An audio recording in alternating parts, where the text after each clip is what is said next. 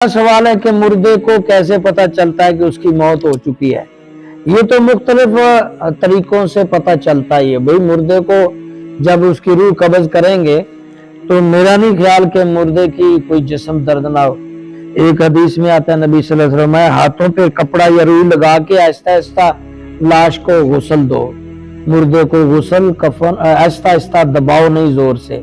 فرمایا اس کا زخم اتنا جسم زخمی ہو چکا ہے، اندر سے اس کی نسیں پٹھے ناڑیں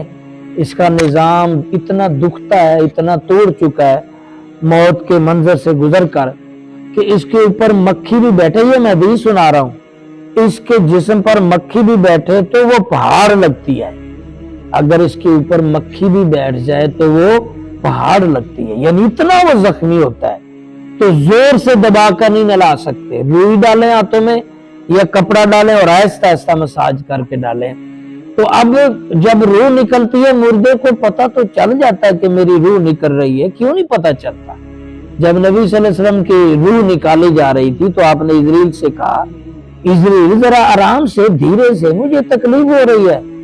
یعنی پیغمبر کی روح نکلتی ہے تو آپ کو تکلیف ہو رہی ہے، آپ عزرائیل سے مخاطب ہیں، بھائی آہستہ سے نکالا دھیرے سے۔ جناب مجھے تکلیف دینے کا ذرہ بھر بھی ارادہ نہیں۔ عزرائیل فرماتے ہیں جناب رسول اللہ میں تو تکلیف دینے کا ذرا بھی ارادہ نہیں رکھتا، مگر آپ کے ذہن میں آیا کہ جن لوگوں کو تو تکلیف دے کر روح نکالے گا ان کا حال کیا ہوگا؟ یہ تو میں محمد کیا یہ حال ہے کہ اتنی درد ہو رہی ہے، ان کا حال کیا ہوگا؟ تو جب روح نکالنے کے لیے فرشتے آ جاتے ہیں نا، ابھی روح نہیں بھی نکالی نا، تو ہم اگر 10 20 50 100 لوگ بیٹھے ہیں نا، ان میں سے جس نے مرنا ہوتا ہے اس کی چھٹی حس بیدار ہو جاتی ہے، اس کی آنکھیں اس کا چہرہ فوراً اس کو پتا چل رہا ہے کہ میں اب بچنے والا، مرنے سے پہلے ہی چند لمحے یا چند منٹ مرنے والے کو پہلے ہی پتا چل جاتا ہے کہ اب میں نہیں بچنے والا،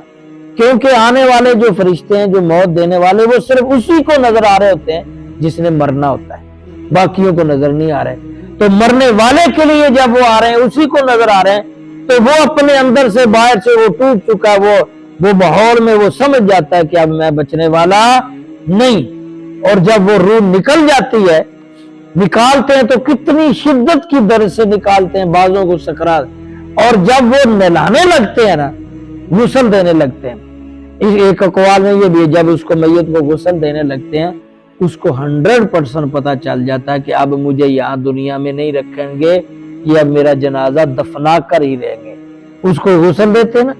اس کو وہ حالانکہ وہ دیکھ رہا ہے مر گیا لیکن دیکھ رہا ہے سن رہا ہے،